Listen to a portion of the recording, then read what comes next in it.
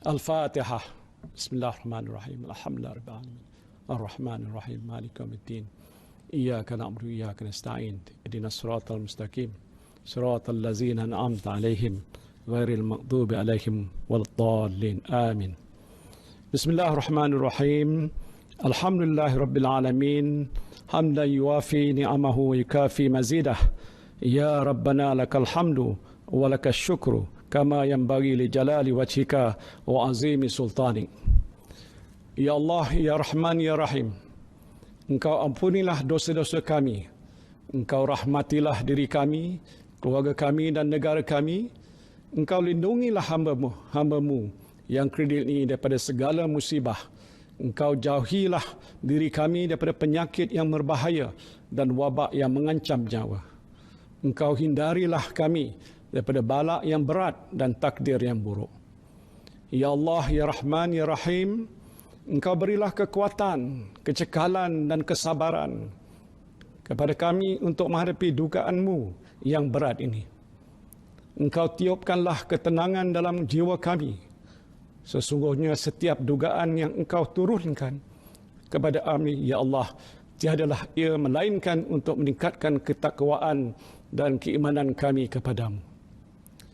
Ya Allah, Ya Rahman, Ya Syafi, Engkau berilah kesembuhan kepada saudara-saudara kami yang dijangkiti wabak coronavirus, walau di mana saja mereka berada. Sesungguhnya tiada penyakit yang tidak dapat Engkau sembuhkan. Ya Allah, tiada mara bahaya yang tidak dapat Engkau jauhinya dari kami, Ya Allah. Kami bermohon kepadamu, Ya Allah, lindungilah kami, selamatkanlah kami, sejahterakanlah kami. Rabbana zalamna anfusana wa illam taghfir lana wa tarhamna lanakunanna minal khasirin. Rabbana atina fid dunya hasanah wa fil akhirati hasanah wa qina azabannar. Wa sallallahu ala sayyidina Muhammadin wa ala alihi wa sahbihi wa sallam. Walhamdulillahi rabbil alamin.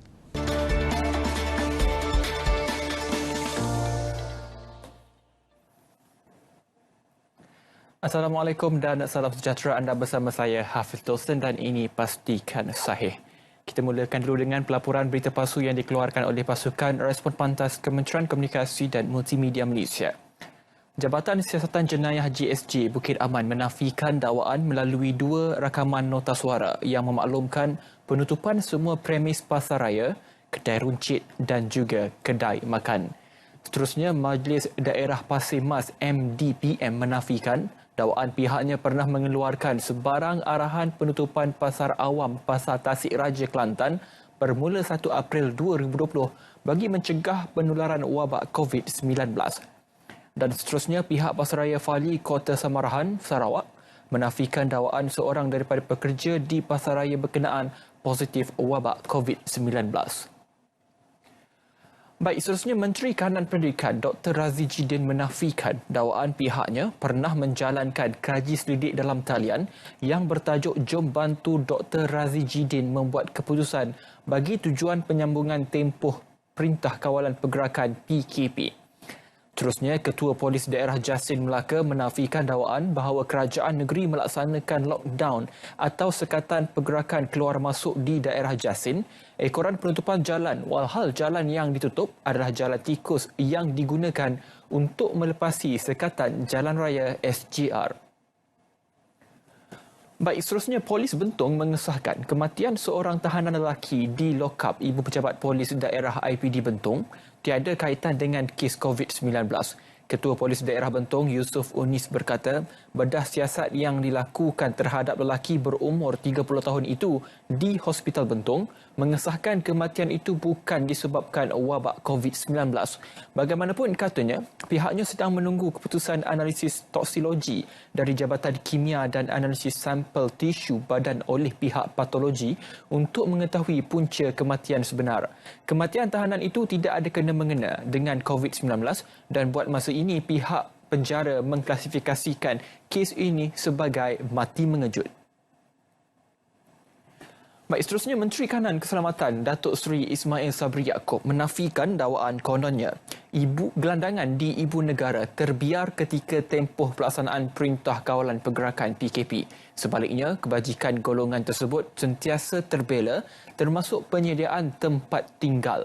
Datuk Seri Ismail Sabri berkata ramai yang beranggapan bahawa gelandangan masih terbiar di Kuala Lumpur dan beliau turut menyatakan bahawa pihak Dewan Bandaraya Kuala Lumpur DBKL telah menempatkan gelandangan tersebut di 3 lokasi penempatan yang diwujudkan oleh DBKL.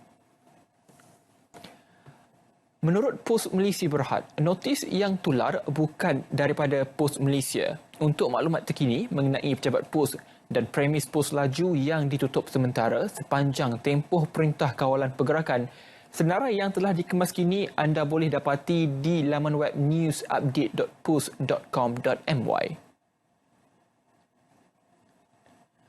Baik, laporan berikutnya. Menurut Bank Simpanan Nasional BSN, pihak bank ingin memaklumkan bahawa gambar yang dikongsikan berikut tentang keadaan di cawangan-cawangan BSN adalah tidak benar.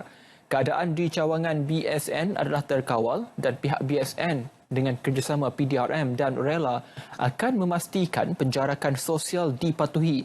Jumlah pelanggan di dalam premis bank dihadkan dan pelanggan dinasihatkan untuk memakai topeng muka sepanjang masa.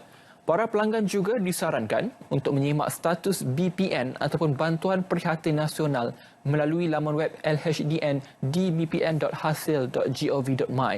Selain itu, pelanggan juga boleh menyimak baki akaun melalui perbankan internet dan pengeluaran wang boleh dilakukan di mana-mana ATM rangkaian MAPS seluruh negara. Baik, kerajaan tidak menanggung sepenuhnya kos bilik dan makanan di hotel yang dijadikan pusat kuarantin. Sebaliknya, hanya membayar RM150 sehari. Menteri Kanan Keselamatan Datuk Seri Ismail Sabri Yaakob berkata, setakat ini 45 buah hotel bertaraf lebih 3 bintang diwatarkan sebagai pusat kuarantin. Katanya pembiayaan kos untuk bilik hotel dan hotel terhad kepada RM150 sehari, manakala kos lain seperti Dobi ditanggung oleh individu yang dikuarantin. Menjelaskan mengenai kewajaran menjadikan hotel 4 dan 5 bintang sebagai pusat kuarantin, Datuk Seri Ismail Sabri berkata, ia atas permintaan individu yang memilih sendiri hotel berkenaan untuk dijadikan pusat kuarantin. Datuk Seri Ismail Sabri turut berkata, kerajaan mewujudkan hotel itu sebagai pusat kuarantin selepas terdapat permohonan daripada pihak kedutaan memandangkan tiada pengecualian terhadap mana-mana individu yang pulang dari luar negara untuk dikuarantin. Baik, seterusnya, menurut CIMB Bank Berhad Malaysia, pihak mereka ingin memberi jaminan kepada pelanggan-pelanggan yang terbabit bahawa transaksi direct debit ataupun debit langsung baru-baru ini merupakan transaksi kad debit sah yang telah dibuat oleh para pelanggan. Insiden-insiden terpercil ini adalah berkenaan dengan transaksi-transaksi tidak lengkap yang dibuat oleh pelanggan-pelanggan dengan peniaga luar negara seperti langganan, perkhidmatan penstreaman dalam talian. Walau bagaimanapun, transaksi-transaksi tersebut telah dilabel semula sebagai direct debits menyebabkan kekeliruan kepada pelanggan-pelanggan CIMB. Baik, seterusnya, anda diminta berhati-hati dengan laman web palsu yang menggunakan nama Bank Negara Malaysia BNM. BNM dalam pada itu memaklumkan tidak pernah meminta maklumat peribadi perbankan anda melalui laman web, email, panggilan telefon maupun SMS.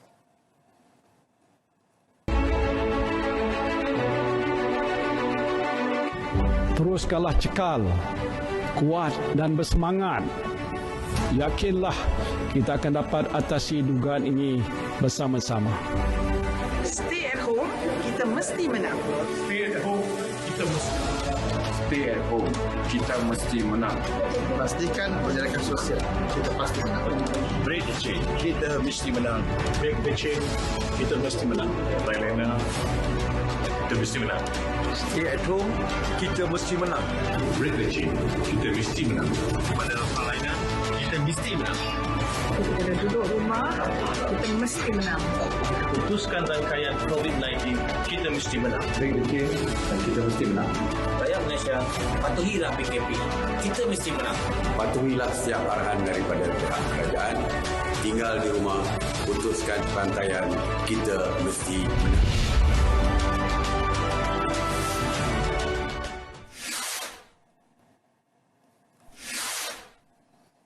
Tidak pasti, jangan kongsi. Tidak benar, jangan sebar. Itu yang dinyatakan oleh portal sebenarnya.my dalam memastikan sebarang berita palsu yang ditularkan tidak menyebar luas dan memberi keadaan panik kepada rakyat di luar sana. Anda boleh melayari portal sebenarnya.my untuk mendapatkan maklumat berkenaan dengan berita yang ditularkan, sama ada berita berkenaan palsu ataupun tidak. Anda boleh memilih pautan COVID-19 yang disertakan untuk mendapatkan maklumat berkenaan berita palsu.